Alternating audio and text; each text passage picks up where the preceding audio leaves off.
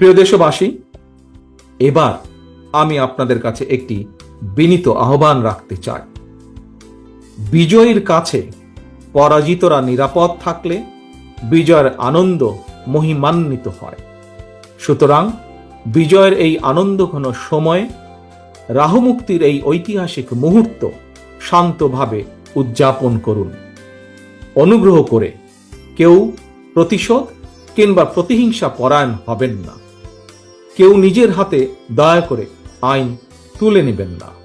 অর্জিত বিজয় যাতে লক্ষ্যচ্যুত না হয় সে ব্যাপারে জনগণকে সতর্ক দৃষ্টি রাখতে হবে। 52, 71 কিংবা 90 মতন ছাত্র জনতা আবারও একটি বিজয়ের ইতিহাস রচনা করেছে।